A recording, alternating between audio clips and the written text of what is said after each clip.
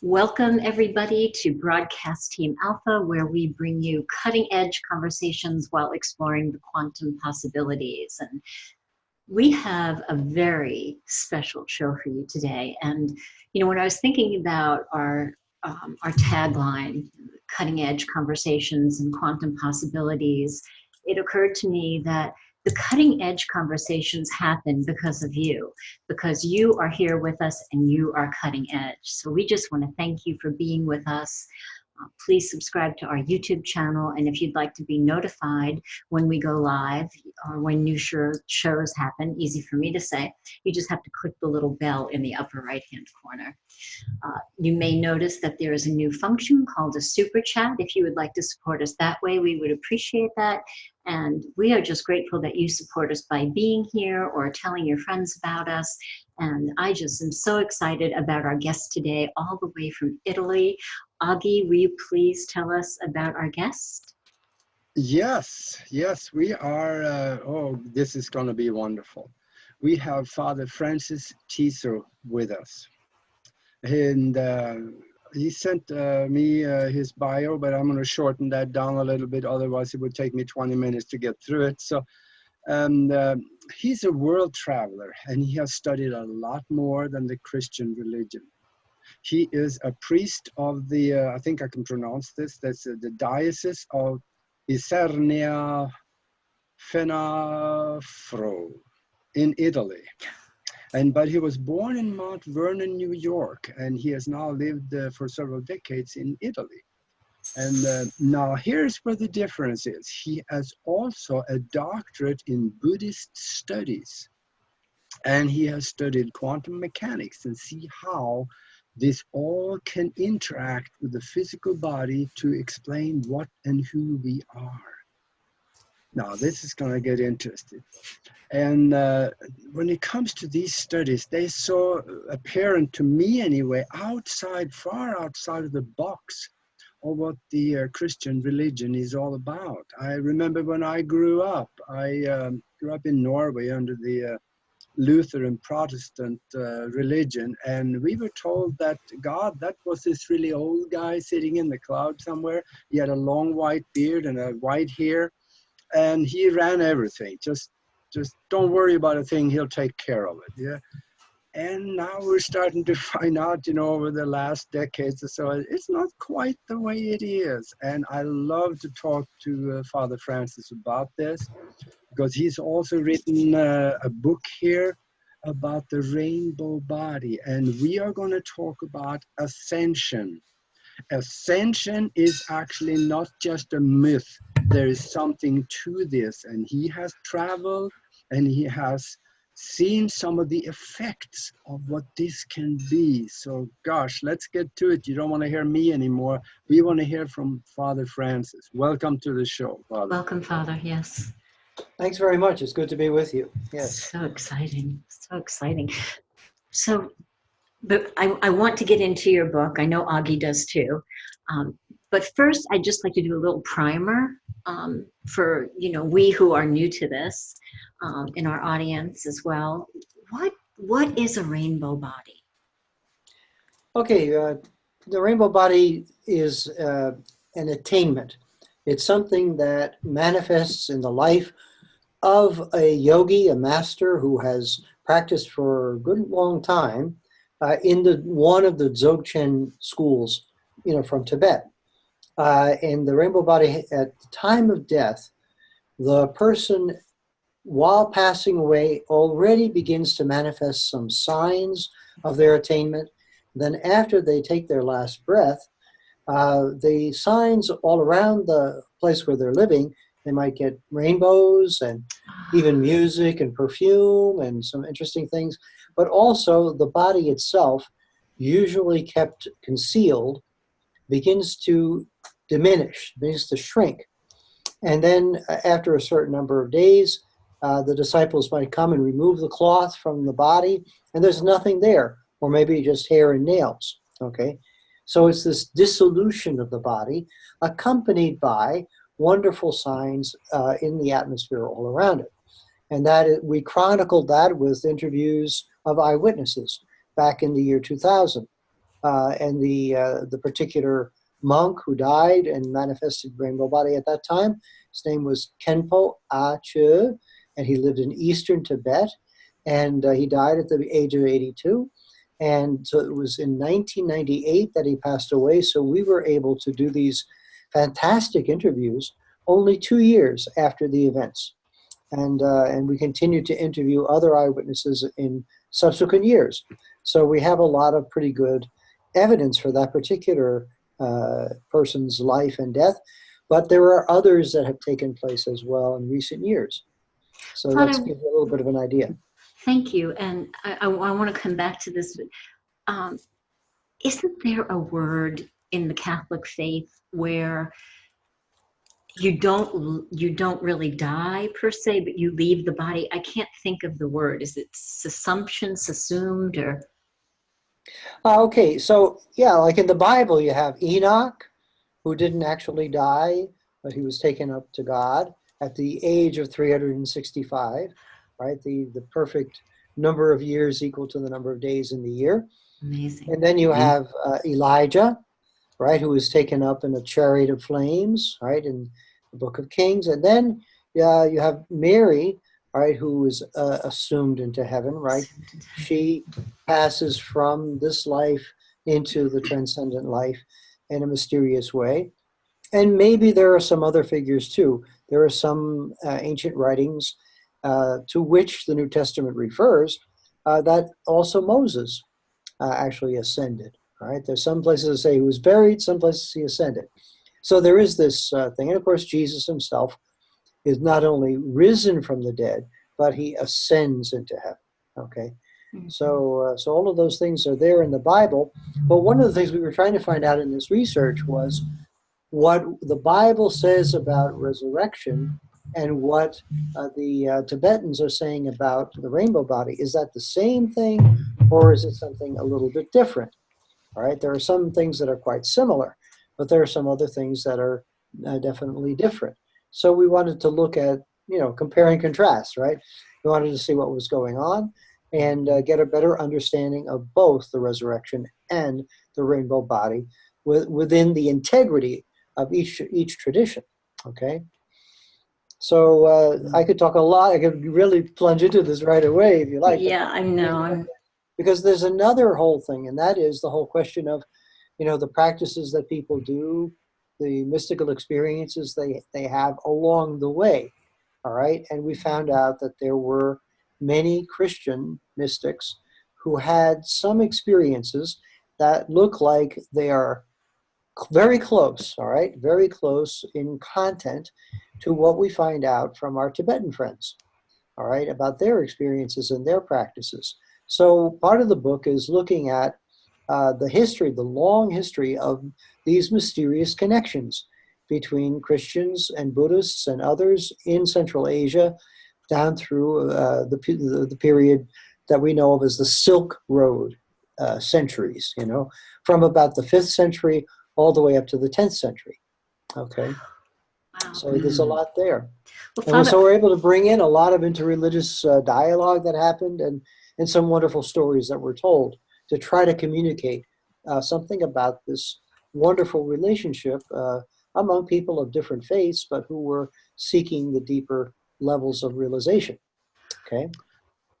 I'm getting the understanding from this that if we look at this enigma of ascension now, if we reach into quantum mechanics, there can actually be a scientific explanation for it.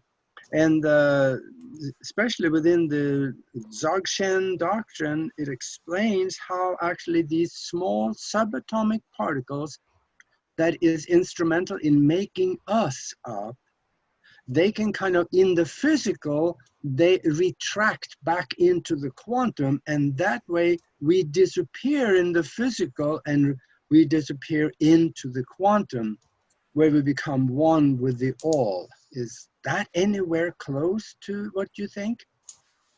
Okay, well, here's one of the problems that we run into all the time is that if we're going to talk Dzogchen language, we'll talk about, primordial state. We'll talk about what I like to say is there's this original, you might say, explosion of light and everything that comes out of that state, which is immediately present right here and now.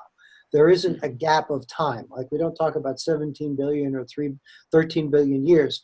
We say that and this are one. So we say Yes. kadak, pure from the beginning and also immediately present. We also talk about a field of awareness that is luminous and conscious, okay, and of infinite possibilities.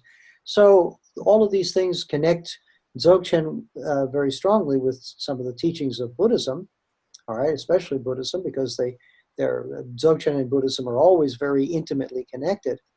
But what's interesting is how they work with light. Okay, they work with light. And the other thing there is there are some really great photographs of that are on the web of people who have manifested the dissolution of the body temporarily. They kind of disappear, or they seem to turn into a swirl for a few seconds and then they come back. So we're seeing some of this, and gives us the idea that, there may be some kind of a quantum phenomenon involved. But this requires a lot of work. One of the things that I've been scratching my head about is, what about biophotons?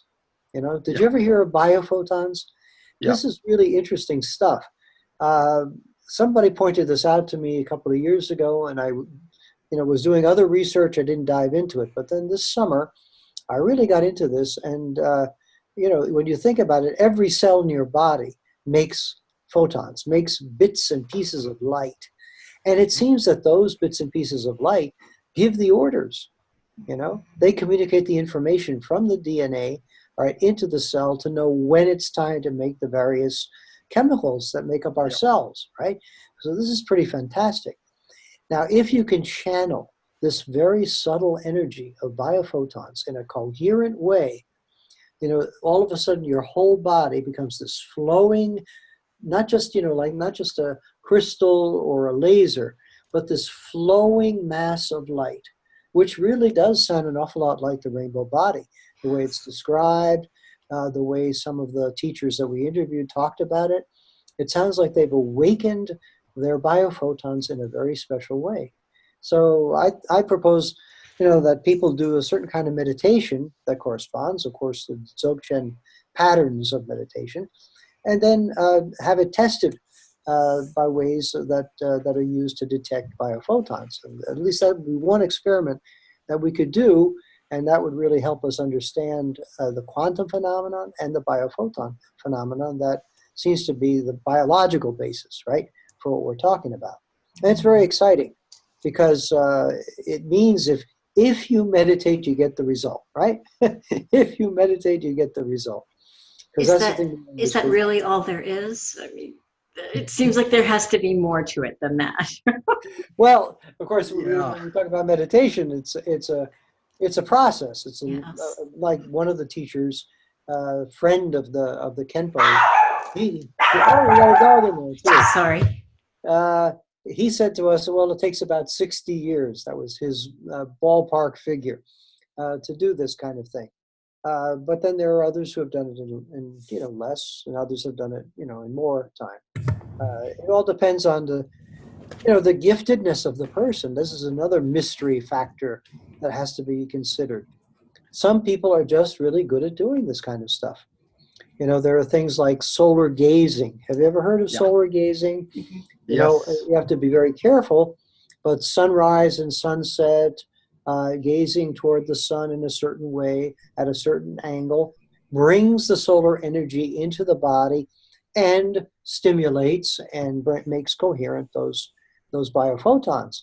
And we learned about these methods for the first time from people down in Tamil Nadu in South India, where they know about this tradition and the idea of bringing the solar light into the heart chakra and working with the sound of Om at the heart chakra. That's their way of bringing the solar light into the body and then allowing that light to become like a conflagration that penetrates all the cells of the body spontaneously. Okay, that was really very inspiring when we met these people that were doing those practices in South India, because then when we went and talked to people in Tibet, and we could see something similar being proposed, we kind of understood, oh, okay, you bring the solar light into your body and you allow it to spread out. You might say it likes to do that. The light likes to be there and do that. So that there is, it's not a shortcut, but it is something that works. It works with what we are. That's why when Age said, find out who we are really, what we're really made up of, that's absolutely correct. This is not just about the body, of course. It's about our destiny. It's about what we're about as persons and as communities of persons, right? Because this is all connected. The guru-disciple relationship and the relationship of communities that are served by great masters who take care of their communities. That's another thing we just discovered in northern Nepal. We were visiting the region of Mustang and talking with the Bonpo yogis about their practices related to the rainbow body. And it was also quite beautiful to see how committed they are to the well-being of their communities, which are tiny, even shrinking mountain villages, but they're building a school for the children, and they're doing a lot of wonderful things, taking care of families. And, there's this interaction, this interface between, you might say, the world of ordinary life and the world of very, very high spirituality. Okay. We had some beautiful experiences there during August, putting these pieces together and seeing it in action, seeing how people live in this spirit. Okay. You mentioned high spirituality, and that form of spirituality cannot be defined as religion, can it? Well, of course, it is religion. I mean, they do ceremonies. But as a Catholic priest, naturally, we automatically click on certain things. But one day we had what they call the long life ceremony, which is well known in Tibetan Buddhism and Bonpo practice. You have a beautiful ceremony, and in fact, they give little pellets of butter mixed with barley flour and a little sip of alcoholic beverage. So, automatically all the people from the West who were there said, this looks like Holy Communion, And see that there is the Rinpoche, the head of the local Bonpo community, very fine person, and his associate, who was a 48-year-old Geshe named Sonam. And so I said, well, there's the bishop, and there's the parish priest, and here's the parish school. It's it looked very familiar to me. And in fact, there is this quality, because to bring the community together and to share the values and hand on the teachings, you have to have some kind of a social structure. You have to have some ritual. And then one of the beautiful things about Dzogchen is that although it's insistent on states far beyond anything to do with ritual or even anything to do with ordinary conceptual thought, nevertheless, they are not shying away from the ritual and human aspects of life. It was the great Tibetan master Namkhai Norbu Rinpoche, who was one of my teachers and a teacher of many people, not only in Italy, but around the world. He said, it's just sometimes you're supposed to do a ritual. There's a time and a place. And so there is that, and then there is something else that begins to dawn, that begins to emerge. And so the distinction between spirituality and religion maybe is a little artificial, It just sort of explains, maybe it helps people explain it when they're changing from a kind of external religious practice to something more internal and mystical, right? I think that's the transition experience that a lot of people go through. And there's nothing wrong with that as long as you understand what's going on. and I mean, don't most of us start with an external practice? I mean, religion, right? Organized religion gets a very bad name right now. Catholicism, has come under fire. But I have to say that even on the days when I felt angry, at the Catholic Church, when I was a little girl and I had to go to Mass every day, during the week at school, I learned how to go inward, whether it was intentional or not, the incense and the bells and the drone of the words, the sound of the voice, I really learned how to get into that place, and there were times that I think I even felt, a certain sense of being transcendent, going into that realm. And that really paved a beautiful path for me, to learn more. But so don't we really all start with some sort of external practice? Yes, it's absolutely. I think it's really necessary just to feel connected to a community, to feel, your family heritage, and to, acquire a taste for that, and then to acquire the discipline that you need. Because how can you be a yogi if you're not really disciplined? I mean, yoga is one of the most highly disciplined. It could literally be translated union or discipline. I mean, it requires a lot of attention to your senses, to your diet, to positions of the body. I mean, so you have to have some background that orients you already in that direction. Otherwise, I think people get a little bit overwhelmed sometimes. So you're right. It's the container. You have to learn the shape of the container. And then little by little, you begin to move out of the container as you volatilize, right? As you become more subtle in your thinking and in your behavior. But you have to start somewhere, and it's a big help to have had a good religious background. Not obviously an abusive religious background, an unhappy religious background, but something that really brought you, like you said, to a state of transcendence. I remember as a kid, I liked going to Mass on Sunday. I never went to Catholic school, but so I didn't go to Mass every day. But during the summer, a couple of years, we went to a summer camp, and part of the summer camp program was a break in the morning where we went to benediction of the Blessed Sacrament with the incense and the chanting in Latin and everything. This was back in the late 1950s, so it was in Latin. And I remember that was like going to heaven. That was really, really pretty amazing. And all these kids, we were all like 7 or 8 years old, right? But we were getting into it. It was pretty good. So, there's something to it. Certainly the children in the Bonpo village up in Mustang were, enjoying it immensely and getting into it as well. So this is a way to hand on the heritage. And then when you wake up to something higher, then you start asking questions and, you find a spiritual guide. That's important. I love that. And when you were talking about the children in the village, I'm getting like this picture of, how children, like you said, you were getting into it when you were going to the sacraments, and that energy, right, that innocent energy from the children can almost be palpable, if you will, right? Yes. And that would breed it more, into the adults, into the whole community. So I see how the community aspect is so special.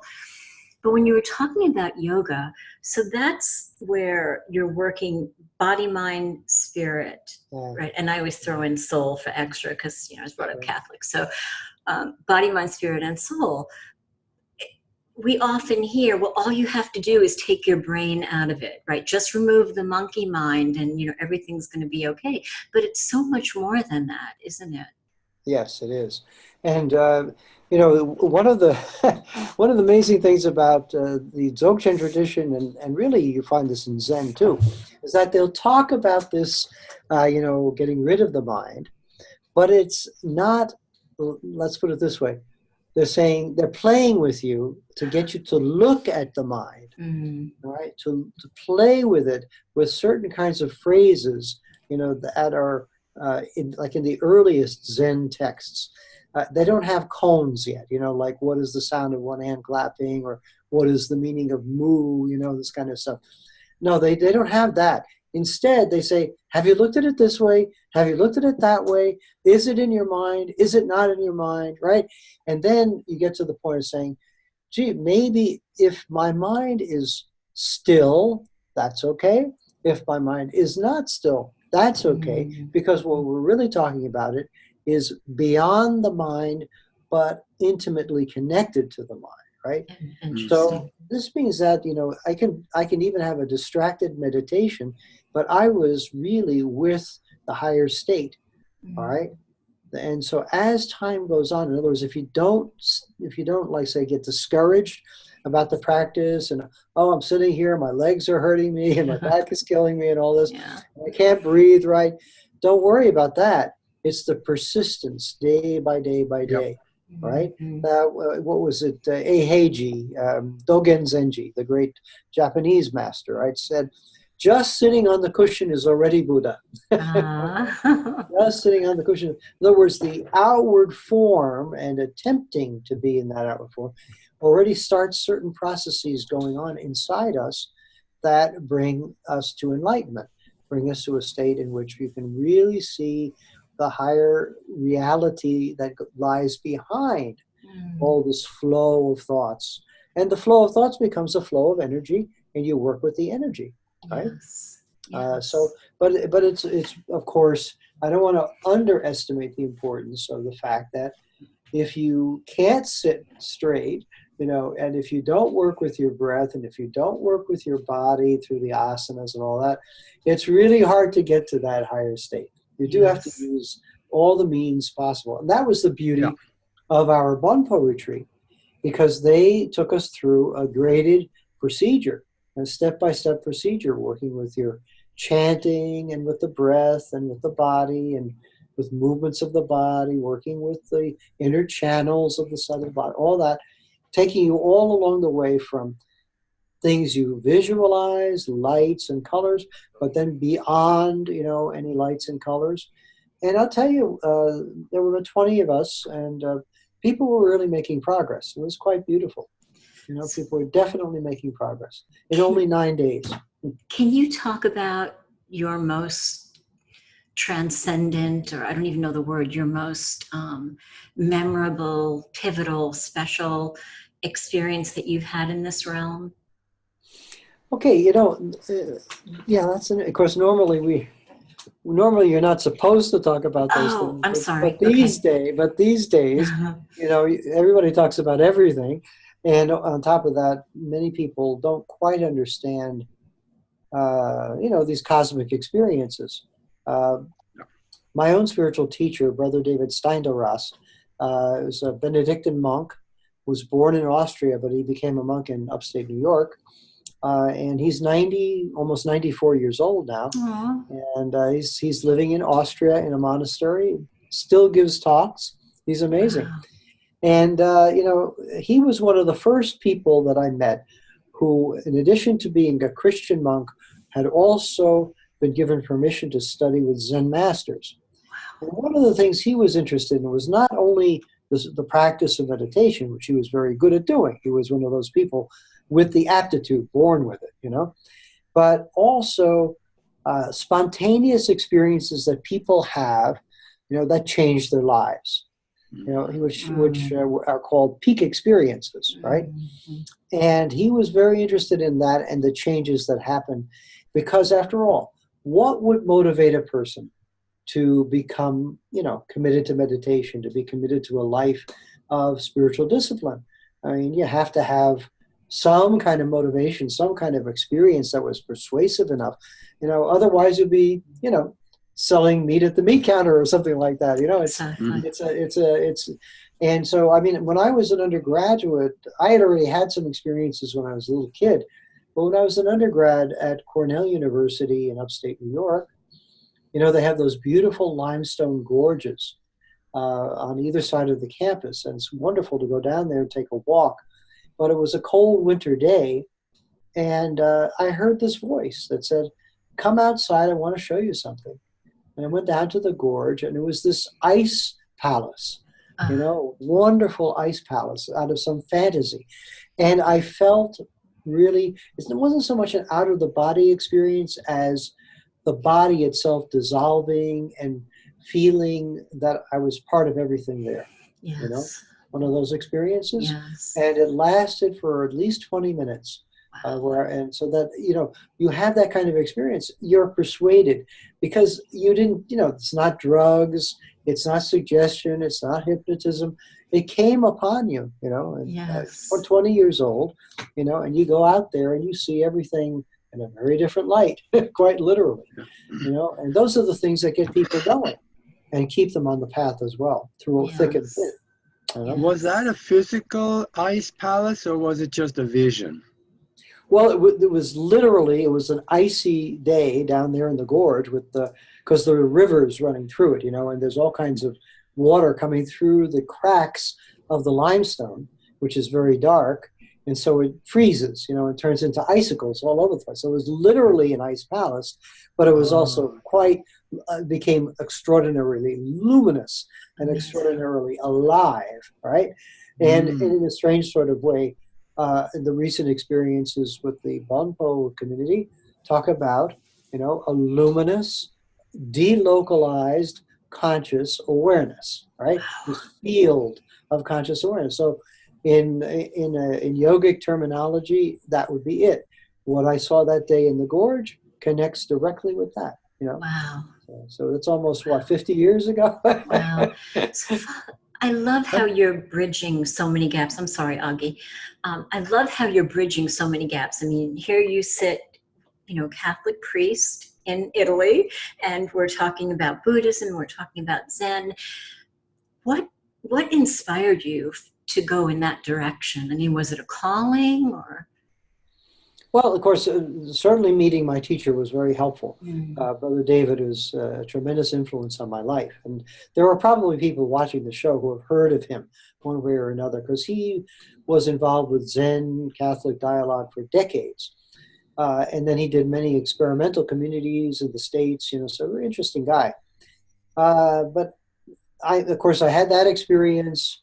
And while I was an undergraduate, I was reading a lot of medieval philosophy and poetry and all of that. We had a great art history program at Cornell. So a lot of us would take that course because we would go into a kind of state of meditation ecstasy in this course, looking at these beautiful stained glass windows and, you know, sculpture and paintings and all of that. And it was really a great experience to study with great teachers, but also to have these the interconnection blossoming at that time. Of course, this is the late 60s, early 70s, when a lot of people, you know, people were taking LSD, people were taking other psychotropic substances, but the atmosphere itself at that time was so alive with young people growing and developing that you didn't have to take any kind of drugs to get very, very high, you know. And I remember people, you know, with smoking banana peels and eating nothing but brown rice and trying all kinds of things. But actually, in those days, you know, it seems now like another era, you know, another like dinosaur time or something. But actually, all you had to do was be young and alive, and all kinds of things started popping. And but as time went on, of course, you also realize through Brother David and through a great Swami Satchidananda, who was one of the great teachers of integral yoga, disciple of Shivananda in Rishikesh in India. He was one of Brother David's friends. There was a Rabbi Joseph Gelberman, who was a mystical rabbi from Germany who came over to Brooklyn. He was part of the group. There were different Zen teachers as well, and social activists like Dan Berrigan. So all of these great teachers coming together with a whole generation of young people, just, you know, bursting at the seams with energy. It was quite an exciting time, and so that certainly also contributed to my motivation and to my vocation. Now I'll tell you an interesting story about vocation. I don't know if my friend will be listening, but we'll see. A few years ago, it must be 15 years ago already, I made a retreat with a close friend of mine in the priesthood, an American priest, came over here to Italy, and we went on this retreat and in a monastery, beautiful monastery. And I asked him one day, because he's younger than I am, I said, why did you decide to become a priest? Because he had been a very successful businessman. He had a large advertising firm, and he gave it all up. And he told me this story of having a visionary experience, of seeing everything, you know, from the beginning. You know, just like that whole thing of light from the beginning that's present right now. He had this experience of cosmic evolution and biological evolution. And at the end of it all, he heard an inner voice that said, now you are going to be my priest of all creation. That Now, I understand. is that wild or not? Wow. Well, what's even wild is what I'm going to tell you next. I had the exact same vision in 1968. Oh my He had it in the goodness. early 80s. Wow. So you tell me, who's Wow. handing out the cookies? Wow. Somebody Wow. is. I Amazing. was blown away that day when he told me that story. I said, Yeah. wow, that's amazing. Gosh, where have Someone's I been? I never heard about the banana peels. But I want to ask you something, though. There is this concept called city consciousness. That is when you become all mind. You really have no need for a physical body anymore, except for maybe a more presence of communication with other individuals and things. But I saw a video clip from India where Baba Ji, I believe it was Baba Ji, was walking through a crowd of poor people on the street. And he reached down and he opened his hand, and there was coins and diamonds, and some of it was red, so probably rubies. And it all fell out of his hand. He closed the hand, and he opened it again, and more coins came out of it. He closed it again, and more coins came out of it. He gave it. He must have given he walked through the crowd for probably 50 to 100 feet and did this as he walked through and gave. It all fell out of his hands. Now, this is what I would say was city consciousness, when you know what you are, not who, but what you are. Right. You can actually explain this in the quantum equations, where you are all consciousness and you create from the consciousness instead of from the physical. Does that have any explanation? Does that make sense to you? I think what happens there, you have, all right, most of us are not so clear or pure as this particular being is. And so the act of manifesting and giving, sometimes it takes longer, it's more gummed up by our ego, by the limits that we have not yet overcome. This is why in the Dzogchen tradition, they talk a lot about purification. And there are many practices for purifying, because once you purify the elements of the body-mind complex, all right, the five elements of traditional both Buddhist and Hellenistic philosophy, you purify those five elements with colors and with chanting, all right, and with various visualizations. And that way, more and more, you become transparent to all the phenomena of the universe, which would also include the city of being able to give abundantly, to give abundantly. One of my favorite experiences with a particular Tibetan master in Kathmandu was to sit next to him in his receiving hall and watch as some people would come and make offerings to him, money or food or whatever. He'd put this behind his back, and then coming up would be another person who was in need. He knew exactly what they needed, and he would whip it out from behind his back. Wow. This flow, Aww. this fantastic flow of in Amazing. and out, And there are people like that. There are people like that. It wasn't miraculous, but it was a gesture of flow, energy flowing. Okay, and he did a lot of other things in that audience hall to guide people, symbolic gestures that really hit home. He is a very powerful teacher, this particular one. This is Chokyi Nyima Rinpoche, one of my favorites. When we get together, we just laugh and laugh and laugh, and he calls me, "Oh, it's my priest. He came to see me again."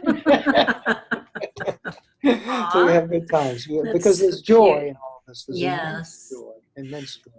Father, can we go back just for 1 minute? Because over the course of a year and some change, we've often got into almost debates about psychedelic drugs and things like that. And my question would be, what's your take on it? Does does it open you to the same place that you would get to if you truly attained it?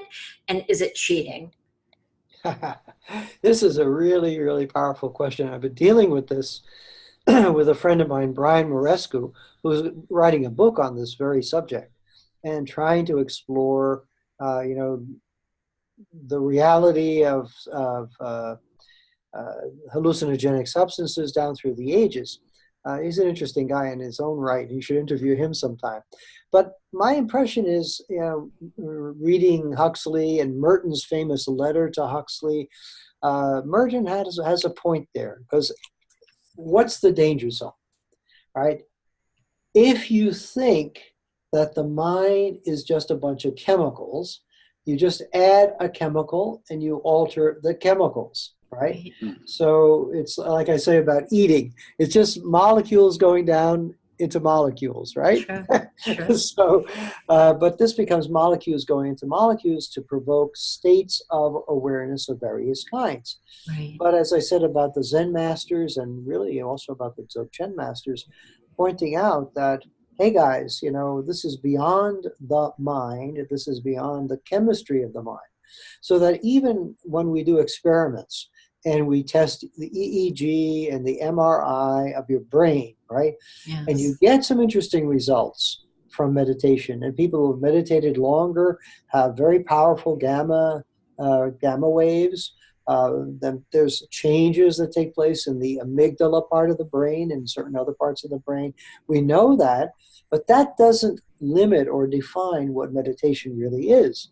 True. Okay, and when you think about experiences like my friend's visionary experience, or the ice palace experience that I had, or some much higher and more subtle experiences that are possible, you're talking about, yeah, sure, the brain picked up that vibration, which is a very powerful vibration, but the brain would probably, excuse me if I say this, but if you know anything about Kundalini, the brain itself could burn out with the power of this energy, which is far beyond anything that could be called merely material, Exactly. all right, or even in the ordinary way of energy. So we can study some of the effects, right, of spiritual practice and discipline, just as we can study the effects of various kinds of drugs. But that doesn't really limit the depth and the breadth of the experience, okay? Yeah. And so it's tricky because we want to know those things. We want to study those things really badly. And we do that. We do the experiments. We do all that stuff. We write our papers and, you know, present our papers at conferences. But in the end, you have to ask yourself the question, okay, so you have measured an epiphenomenon, all right? But what about the real thing? And this is where things get really exciting. Just at the point when they get really exciting, science can't really go. Right. Yeah, I suppose the banana peels will never be as good as the real thing. I don't know about banana peels, but Father, I saw you on Keith Anthony Blanchard's show, and he was able to have some slides up regarding the rainbow body. Right. And so there were pictures of that gentleman, forgive me, I have not read your book, but I will, that looked like there was swirling around him and the physical body was not really there or obscured. Or what is that phenomena of energy that you were talking about? And what made you write your book? Okay.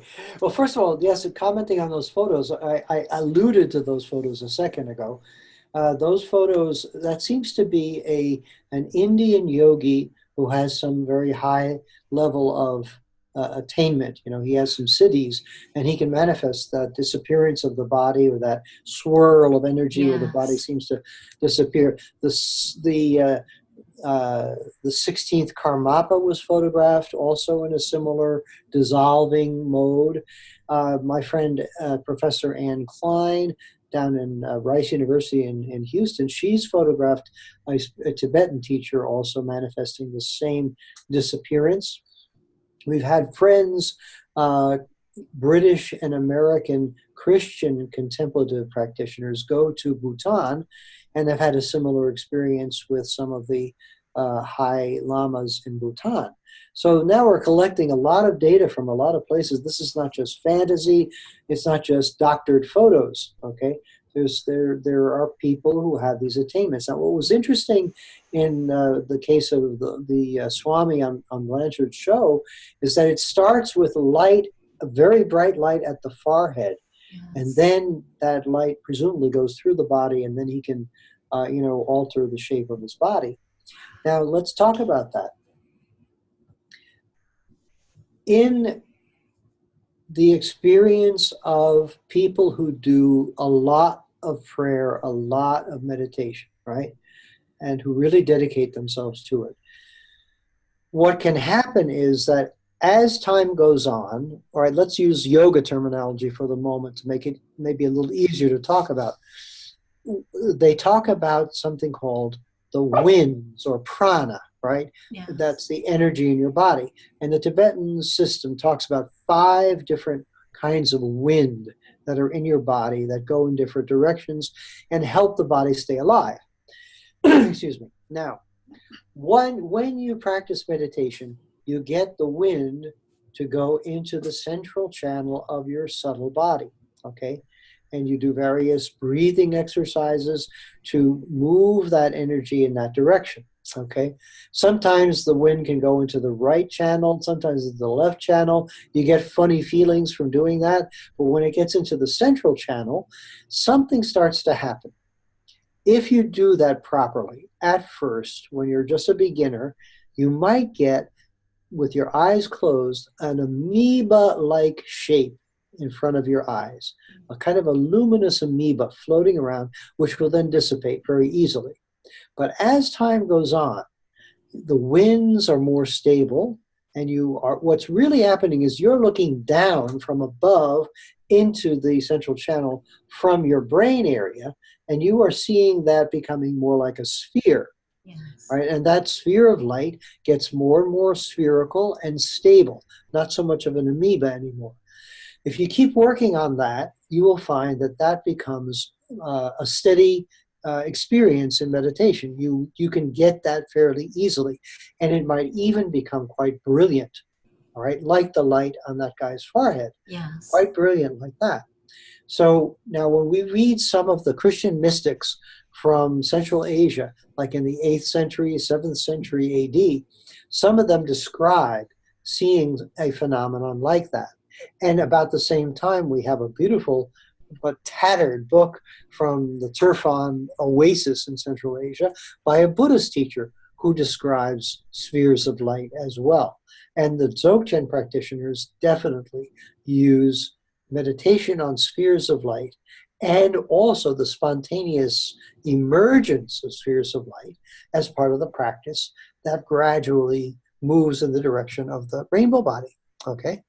Mm-hmm. So that gives you a little bit of a hint of what's in the book, where I talk about the different spiritual practitioners of Central Asia and Tibet and China who are experiencing these things, and then the tremendous power of the Tibetan Dzogchen masters bring it all together and turn it into a workable system, which we still have, fortunately, we have to this day. Now, to get to your other question, why did you write the book? I wrote the book because my spiritual teacher, Brother David, had heard about the case of Khenpo Acha shortly after it happened. He has a friend in Switzerland who knew a Tibetan, was from the same village, and that Tibetan said, yeah, this has happened. And so he said to me, you know Tibetan, and you're, at that time I was 49, so you have the energy, and you can go there and find this place and interview the people, because he wanted to find out more about the rainbow body and to see whether it had any connection at all with the resurrection of Jesus. Okay. Oh, that's interesting. Is there an exercise or some practice that we can do in order to accelerate the process of actually obtaining this rainbow body or strengthen it? Absolutely, yeah. That's the,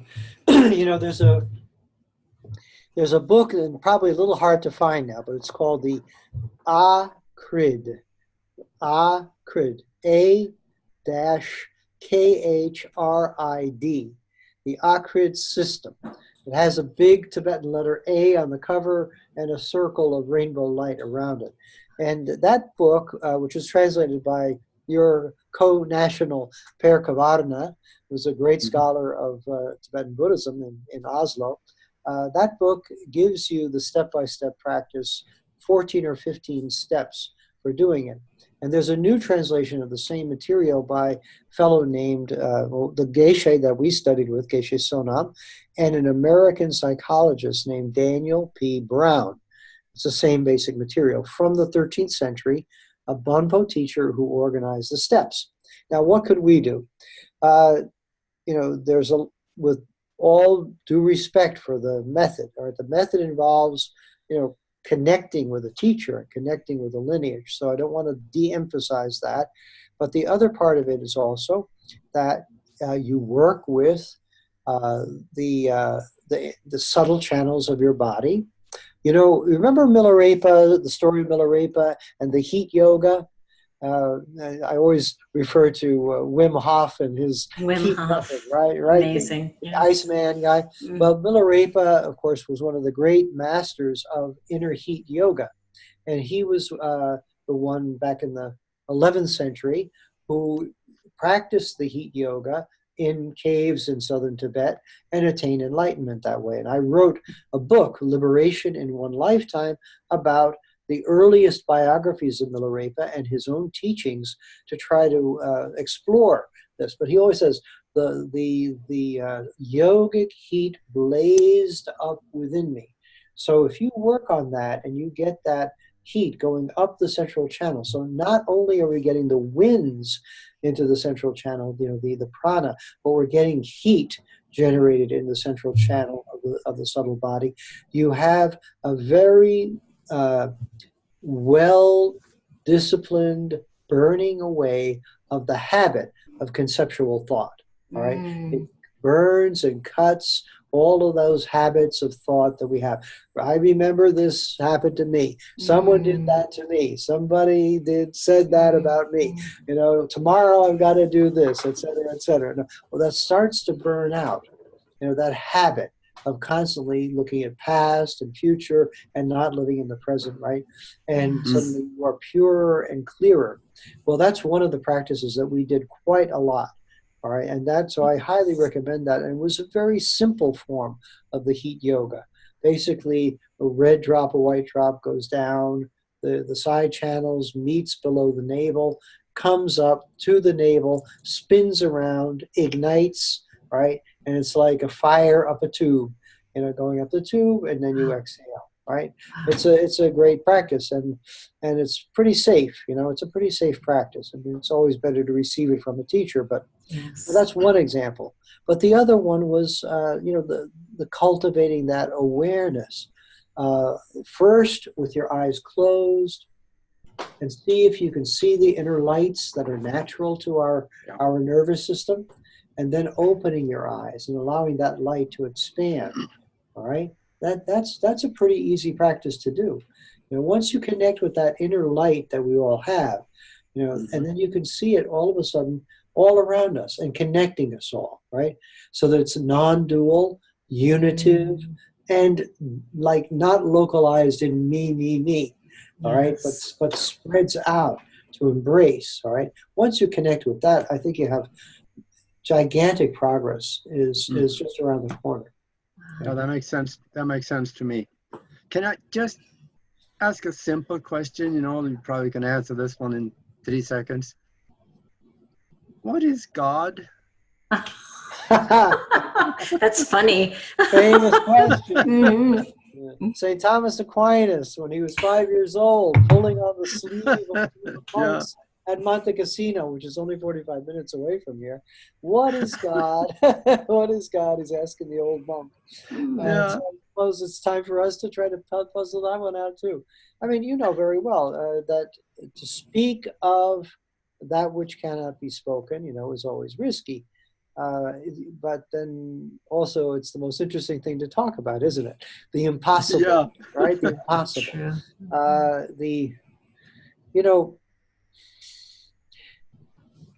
in that beautiful work from England in the 14th century, The Cloud of Unknowing, right? The anonymous author of The Cloud of Unknowing. And he says, cling with naked intent and pure love to that presence, which you cannot see and shouldn't see. You shouldn't define. You shouldn't conceptualize. You shouldn't make an image. So like you're mentioning of the old guy in the clouds kind of thing, that, all right, maybe you have that image in your head. Okay, let it drop away. Let it drop away. The cloud of unknowing is going beyond the image to a presence that can be loved. That can, in fact, wants to give us love also. So the beauty of that cloud of unknowing is something I began to discover, again when I was a college student. I would take that little book, The Cloud of Unknowing, with me out in the woods, and I'd read it, and yeah, this is true. That naked intent, the movement of the spirit within us, which gradually begins to detach itself from the material and conceptual and move into the non-conceptual and the formless, but still powerfully, cognitive and loving. Now, of course, as a kid, we write lots of poetry. We write, and we allow our romantic instinct to be carried away by these things. But I was reading the Dutch, or maybe I don't know if you call him Dutch or Belgian mystic, John van Rosbrecht, who lived around in the 14th century, and he's going on about how we should be impatient. In fact, our love should be impatient when we are before this presence. That's me. Yeah, impatient. I want it, and in fact, of course, it wants us to want. All right, it wants us to be, you might say, erotic. All right, that the eros comes from on high, penetrates us, and enlivens us. And that's another thing that the Tibetans talked about, something called tsal. Tsal, at first I was hearing sal, which means the clear light, but no, it's Tsal or Rtsal in Tibetan, and that means lively, dancing. Like the whole universe is dancing this wonderful dance of desire and impatience and love. And that is really a powerful image when you think about this, field of awareness that's delocalized. That sounds a little bit impersonal and cold, but when you see it as full of liveliness, then you realize that it's extremely, how shall we say, it makes you come to life. And this is where we talk about then resurrection, right? Coming back to life from living just halfway or less than halfway, right? The 10% of our brain that we use suddenly becomes more like 90%, and things get very exciting. I think this explanation comes back to what Dalai Lama said. My God is love. And in a word. I had a great conversation with a Lama in Kathmandu many years ago, and he asked me also a question like what is God? But it took the form, what do you think is the purpose of all of this meditation and spirituality is anyway? Right? And I said, so that every moment will reveal itself as divine love. Okay.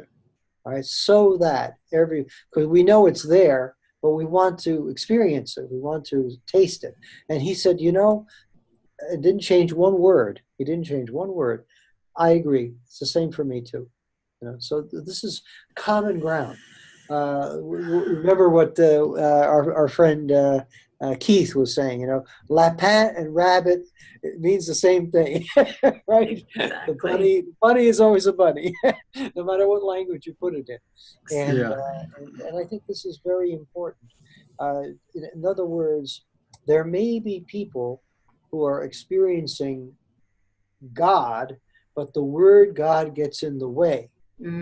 So at that point, the word, the image, the concept should drop, right? So that you get the one who is really there. Okay. And the cloud of unknowing is I so. think the word Yep, absolutely. I think the word God was given a meaning it was never meant to have. Mm-hmm. Yeah. Because it So, comes out of the Sumerian language and means great leader. mm-hmm. Yeah. Yeah. Yeah, and so many, I mean, a lot of times these words, a deus means to something luminous, a bright, something bright, something, a deva means something bright and all that. So they have all of these, metaphorical meanings. It's nothing's wrong with a metaphor as long as you know that it's a metaphor. But when you forget that it's a metaphor, then you get into Right. trouble. A lot of Mhm. trouble. I know there is a lot of interreligious talk right now. Religions are talking to each other. I think there is an effort to kind of try to create a one world religion where maybe the fringes of one religion just kind of melt into another one, and they're trying to create some similarities and commonalities within several religions that people can agree on. I personally think if they're going to stay with religion, that's a good thing. But there still is differences probably for maybe another 100 years or so. Possibly something like this could happen. Do you think? Yeah, well, of course, a lot of people take this as a firing line, kind of thing, a kind of a threat, Yeah. something to be fought. I think that we have to remember that after all, if what we're talking about really is God, that God is guiding this process, all right, and that we have to entrust ourselves to the process. Now, in my own experience, I mean, meeting with all these people around the world and talking to people, and then looking at now the Amazon Synod in Rome with the Pope and various tribes meeting with the Pope and explaining their story and their mythology and so on, and finding a way to integrate Catholicism with their lives. I think this is telling us a lot about, you see, it would be terrible to destroy anybody's culture, right? Yeah. It would be terrible to destroy the culture of Bhutan. It is terrible what's happened in Tibet. It's terrible what's happening to the Uyghurs. It was horrendous what happened to Central Asia with some of the great wars of the 13th, 14th, 15th centuries. There are many religious minorities disappeared, like the Manichaeans, so all of these are tragic losses, just like an extinction of a species. Right? We lose a piece of our humanity when we lose a religion.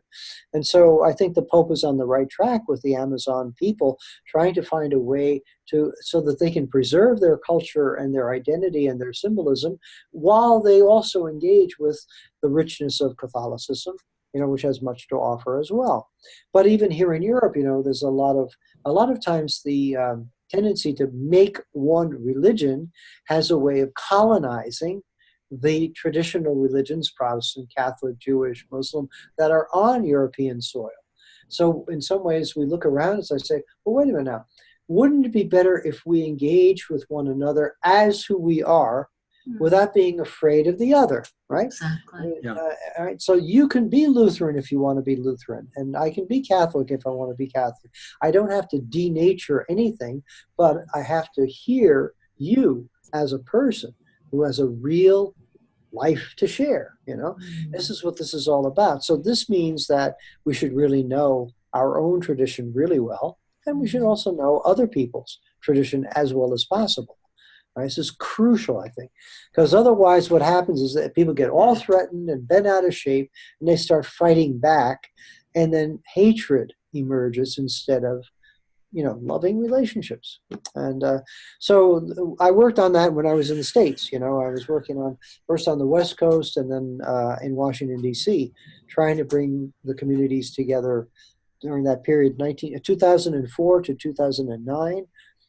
We had wonderful dialogues going with the Muslims, with the Sikhs, with Hindu groups, with the Reformed Christian groups, and then other experts on that panel were doing work with the Orthodox Christians and Eastern Christians, with the Jewish communities. Very powerful dialogues with them. And but I really like the Muslim dialogues.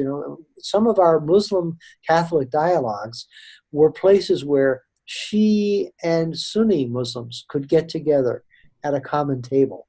right? And they actually started praying together in one another's mosques so that we were overcoming some of the divisions. Even the Jain community, you know, it's very interesting in Queens, New York, the Jain community from India. There are 4 different groups in India, and they don't talk to each other in India. But in New York, they do. In New York, they do. And they have one building all together, and they're great jewel experts. They're experts at carving all kinds of hard stones and jewels, and it's really wonderful to go to visit them.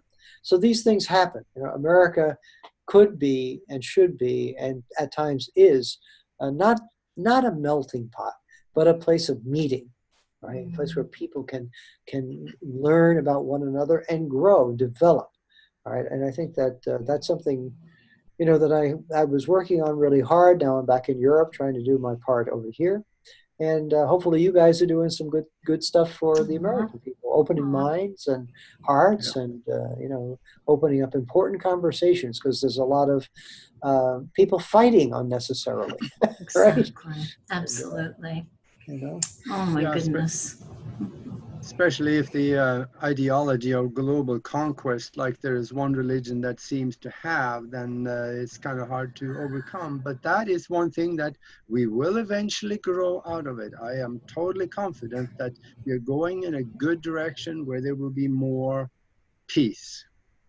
It has to. Yeah, we're all praying for that, and we're trying to pull our end of the cart, you know, trying to make it happen. I think you know, let me tell you, Agi, one of the things that I'm more and more convinced of is that this has to take the form of just like in the body, you know, the rainbow body starts with, like you mentioned, the little cells, the little nuclei that expand, and so on. This is going to require little nuclei of committed people all over the place in a kind of a network, fluid relationship, and people who are working on this in small local ways. It's the magic of, you know, act locally. And you know, I was very inspired by when I went to Japan back in 1990 and visited some of the Zen communities, not only the big ones, but the little local temples. And it just struck me as, you know, that's the way to go. The small, absolutely beautiful, exquisite little temple, you know, where people can go and find silence and peace, and then move out of that into the world to change things, you know. And that's what I've been trying to do around here in Italy too. Love that. It's beautiful. On Saturday morning, we get together and meditate. Sometimes it's just 2 of us, you know. But that's the little cell. You know, sometimes we have had groups, 9, 12, 15 people, especially when we get young people coming from different parts of Europe to work with our migrants, you know, and we have a work week together, a volunteer week, and we've done some nice things in this kind of cell, you know, group. But I think that's how it works. I think that's the beauty of it. Just a little spark here, a little spark there, and eventually they'll all connect, right? That's right. That's right. Because the other side, you know, that wants to be divisive, they don't realize that they're part of the process too. You know, but they are. Can you explain that? That's very interesting to me, right there. Well, I mean, it's just like our concepts and thoughts. We sit down on a cushion, we're meditating, and a million thoughts come into our head. I hate my mother. I'm angry at this person. Why did they do that to me? And all those thoughts come into our mind. So that's, you might say, those are thoughts, and then there are personifications of thoughts, right, in the world around us. Because many people, are thinking those thoughts all the time, right? So they embody those thoughts. But those thoughts, little by little, right, through like this non-localized, non-ego-centered awareness, those things start to dissolve. Okay? People may not be fully aware that what they think is defining their life and their action is actually a thin shell that's wearing away, right? But when you get sick, when you have an accident, when you start getting older, when things start changing in life, that, you know, you have to learn to accept the facts of life, right? The thinness of the shell becomes pretty obvious. Yes. Right? And that's the hope. as people, gain wisdom, wisdom of heart, Yes. the heart starts to beat and the thin shell cracks. Beautiful. Right? Beautiful. Yeah. Father, if you could say one thing to the whole world, what would you say? Well, the first thought that pops into my mind is try to be nice. Be nice to each other. But also, like Milarepa, said to his disciples, I won't do this to him. But he pulled down his trousers and showed them his rear end, which was all calloused from sitting for many, many years in meditation. Oh And my he said, goodness. let's not talk, just meditate and make me happy. Right? I love it. Meditate and make me happy. In other words, love the it. real teacher is happy, not because you honor him as the teacher, or her, but rather the real teacher is happy that the disciple right, has gained wisdom, has practiced, put it into practice and attained something. And so, that rainbow body magic can be a glimmering attraction, a mirage, but if we actually put it into practice, it gets the shell thinner quicker. Beautiful. Okay. That's beautiful. So. Yeah. Beautiful. And then decades ago, I was told that if you put a smile on your face, it is theoretically impossible to feel bad. There you go. Amen. Yeah. Amen. I'm good with that. I'm good with that. Right. Father, thank you. Thank you so much for being with us. And where can people find your book? Okay, this is published in 2016 by North Atlantic Books. It is available in many bookstores. It is also available on Amazon and online in various ways. It's distributed by Random House, and I believe there is also an electronic version. All right, so we just have to go Francis Tiso, Rainbow Body and Resurrection on Google, and you'll find it and go to it. Perfect. Okay. Perfect. And does your current circumstances allow you to interact with people, or do you receive emails? Or Yes, I do. And now we have our couple of websites on Facebook. All right, so which is a great way to do it. You save a lot of money. It's true. Very true. Put yourself on Facebook. So I'm there as Francis Tiso, and we're there also as the Association of Archbishop Ettore di Filippo, which is a big long word, but it's easy to get to me as just Francis Tiso. Beautiful. And then the email is ftiso1013@gmail.com. And now just ask people to be patient, because for the next 3 months I'll be in the New York area, and I'll be staying with my mom and dad. So it's not always possible to get email I pop down to the library to get email or something like that. But I do try to respond as much as humanly possible. All right. Father, thank you for spending this time with us. And Yeah, I know that my world is made better for having spent this time with you. And I suspect with the ripple effect, I think that the world has been made better because of this conversation today with you. Thank you. Very good. Thank you. Thank you. Lots of blessings. Thank you. We will spread it out there for you, and we will send you a link, and you can do the same. So great. Very cool. Thank Thanks a lot, you. Aggie. Thank you. Hey. Thank you, Nori.